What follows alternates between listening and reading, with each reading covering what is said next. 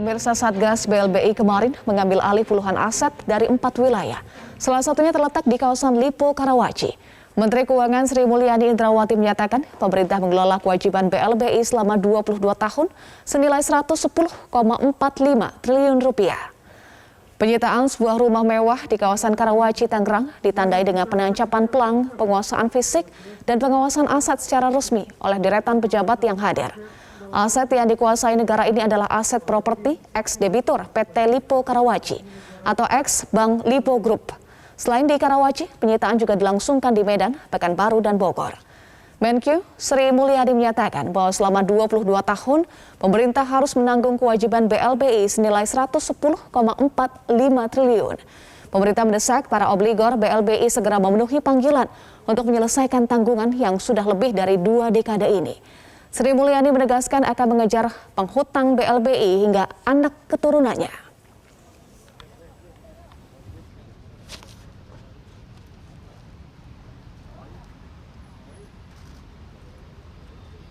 Mendapatkan kembali kompensasi dari 110,45 triliun.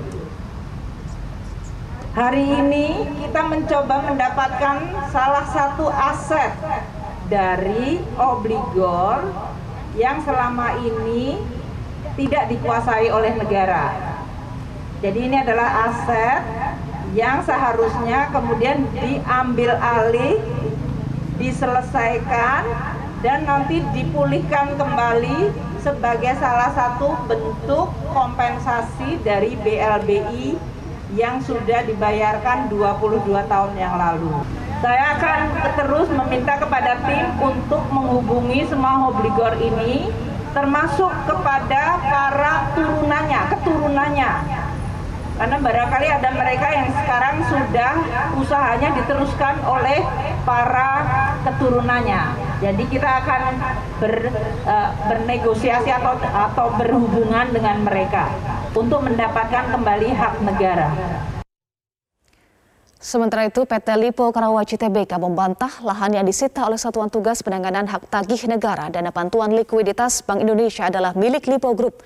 Corporate Communication PT Lipo Karawaci Tbk Danang Kemayang Jati menyatakan lahan yang Satgas sampaikan sebetulnya adalah lahan yang sudah dimiliki secara hukum dan dikuasai oleh pemerintah. Dalam hal ini Departemen Keuangan (Depq) sejak tahun 2001. Lipo menegaskan selalu mendukung program pemerintah yang mengkonsolidasikan aset-aset tertentu milik Depq dan Satgas yang baru dibentuk.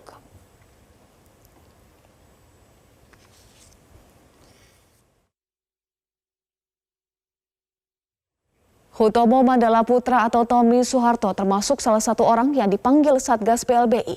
Namun Tommy tidak memenuhi panggilan Satgas pada Kamis kemarin. Hutomo Mandala Putra atau Tommy Soeharto seharusnya bertemu Satuan Tugas Penanganan Hak Tagih Negara Dana Bantuan Likuiditas Bank Indonesia atau Satgas BLBI pada 26 Agustus. Hal ini terkait penagihan utang negara yang mencapai 2,61 triliun rupiah. Tapi hingga batas waktu, Tommy tidak datang. Ketua Satgas BLBI, Rionald Silabang mengonfirmasi ketidakhadiran Tommy dan mengirimkan perwakilannya untuk menghadap. Sedangkan rekan Tommy, Roni Hendarto, Rono Wicaksono, yang juga dipanggil sebagai pengurus PT Timor Putra Nasional, menyatakan hadir. Namun pihak Satgas BLBI tidak merinci lebih jauh terkait dengan hal ini. Satu pertanyaan ya. Ya, satu aja. Siapa yang nanya? Kau. Terkait dengan hari ini Pak, alasan Tommy Soeharto tidak hadir ini apa? Gimana? Alasan Tommy Soeharto tidak hadir. Ada kuasanya. Ya. Dan Pak. Pemirsa, untuk mengkritisi langkah pemerintah dalam penyelesaian kewajiban BLBI ini, kami telah tersambung dengan ahli hukum pidana Asep Iwan Iriawan melalui sambungan Zoom. Selamat pagi, Kang Asep.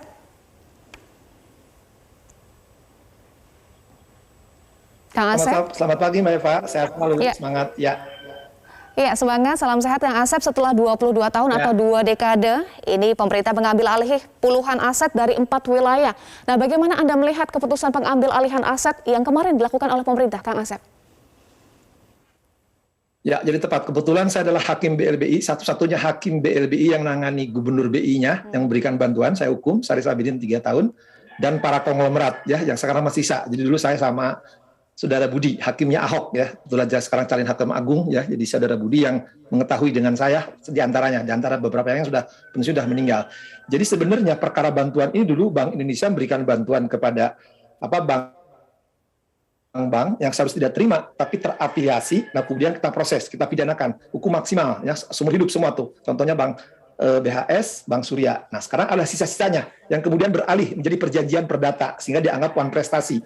Nah, kita bersyukur sekarang ada pemerintahan sekarang mau mengambil alih. Nah, jadi ketika sekarang ada sebagian aset yang kurang lebih ada 49 lokasi, hampir 52 juta meter persegi, sudah dipasang papan reklame itu milik dan dia mengakui itu milik negara.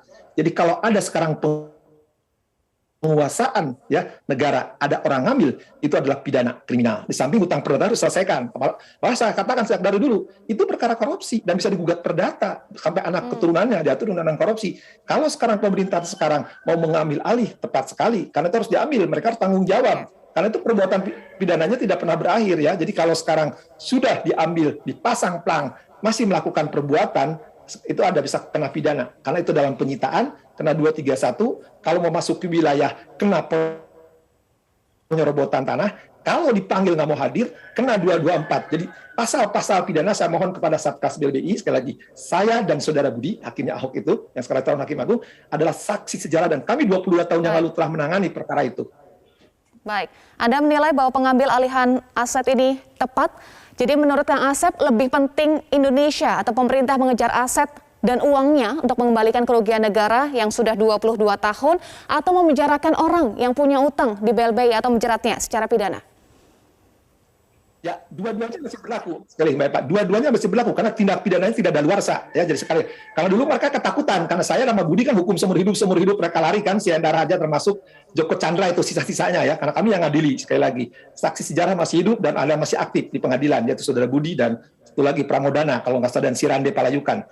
Jadi kalau ini tetap ya pidananya jalan, bersyukur.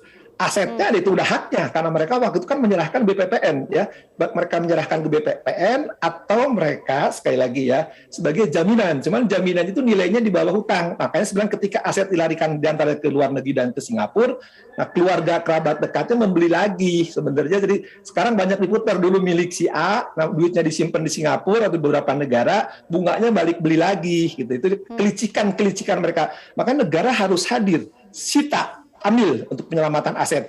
Tapi sekira pidananya jangan sampai terhenti juga. Apalagi kalau sekarang mereka sudah dibaiki, diperdatakan kan MLA ya. Ini sekira memang terlepas saya waktu tidak menyetujui keperdataan kan ini perkara pidana. Karena perdatanya harus jalan, artinya pengembalian aset. Setidak-tidaknya aset-aset BLBI ya yang sekarang berganti nama kepada keluarganya atau kerabatnya harus diambil. Karena itu penyelamatan. Jadi Anda menilai harus dua-duanya jalan ya? Saya masih ingat. Ya, baik itu perdata maupun pidana. Ya, pidananya korupsinya dulu belum daluarsa. Kalau sekarang mereka kena penyerobotan tanah, kemudian mereka mengambil tidak mengembalikan, ada kerugian negara, tambah lagi. Dan itu harus selesaikan. Tepat sekali dilakukan oleh Sri Mulyani, saya kira Menteri Keuangan betul. Aset harus dibalikan. Kalau nggak dibalikan, negara rugi. Kita kapan selesainya BLBI ini? Mereka obligator yang licik dan picik sekali lagi. Baik, nah pertanyaannya sekarang kalau kita kejar aset, apakah cara Satgas BLBI dengan memanggil obligor ini efektif karena beberapa di antara mereka sudah 2 kali mangkir nih Kang Asep, atau hanya kirim wakil saja? Nah kita akan bahas usai jeda, tetaplah bersama kami di Metro Pagi Prime Time.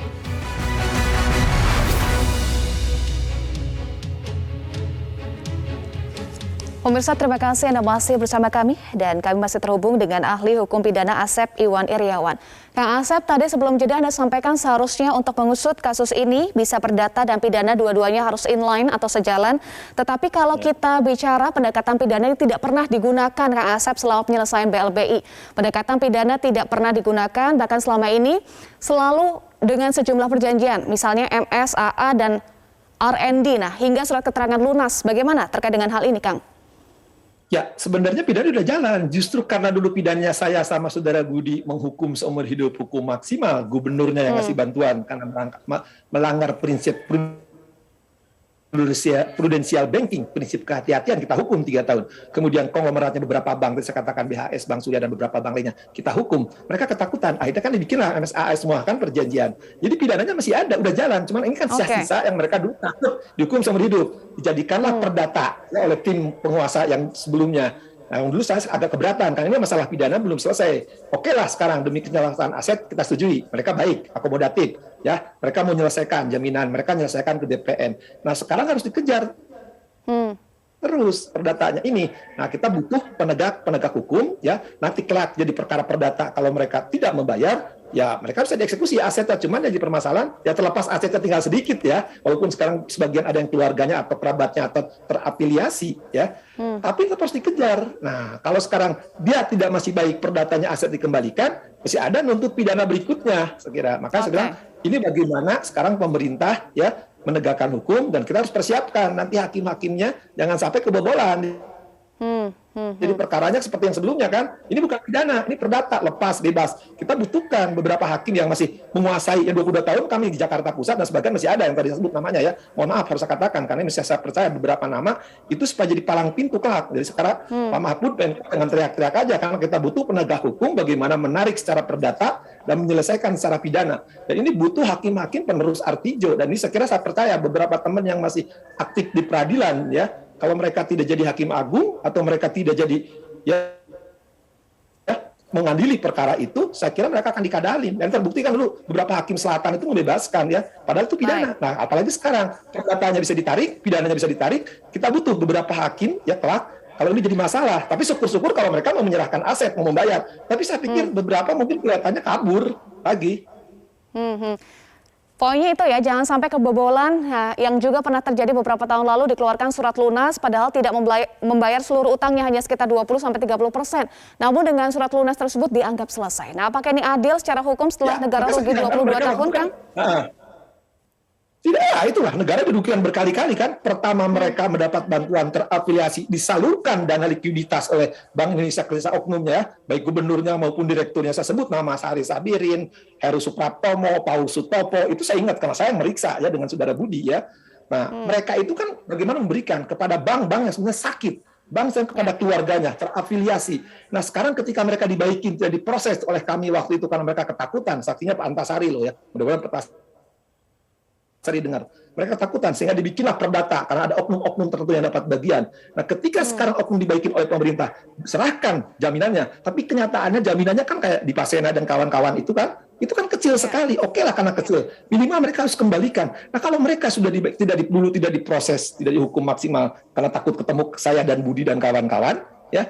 Kemudian sekarang mereka diperdatakan, mereka masih ngengkel, tidak mau datang apalagi dipanggil, saya kira harus diproses. Nah, makanya saya bilang ini butuh keberanian. Ingat orang Satgas itu kan dulu PUPN, BUPN yang sekarang, ya, jadi sama dulu kita kerjasama BI, PUPN bagaimana penyelamatan kredit macet. Nah, kalau sekarang ketika kredit itu mereka menjaminkan dengan buah rendah di kembali BPPN dan faktanya banyak yang hilang, yang tidak tercatat lah sebagian kan. Nah, mudah-mudahan dengan Menteri Keuangan dan Satgas sekarang bagaimana meregistrasi, kemudian mencatat, kemudian evaluasi kembali, dan mereka harus balik, dan ternyata obligor debitornya masih nakal.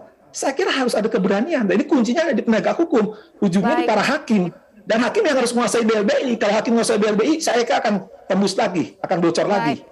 Nah, soal perdata tadi, pertanyaan saya sebelum jeda, Kang Asep, apakah cara Satgas BLBI dengan memanggil obligor inefektif karena beberapa dari mereka sudah 2 kali mangkir atau hanya kirim wakil nih, Kang Asep? Yang dipanggil itu yang bersangkutan, kenapa ngirim wakilnya? Karena itulah kan kenakalan mereka, licik dan piciknya mereka, sekali lagi ya, dari dulu. Dan mereka kan udah dapat bantuan likuiditas, dengan seharusnya mereka tidak dapat, harusnya mereka diproses, sekarang pemerintah udah baik, mereka harus datang menyelesaikan. Nah, mereka tidak datang, saya pikir ada keberanian pemerintah bagaimana mereka memproses secara hukum. Baik, termasuk juga payung hukum untuk Satgas, apakah butuh payung hukum yang lebih kuat? Nanti kita akan bahas usai headline news pukul 6 waktu Indonesia Barat. Tetaplah bersama kami di Metro Pagi Prime Time.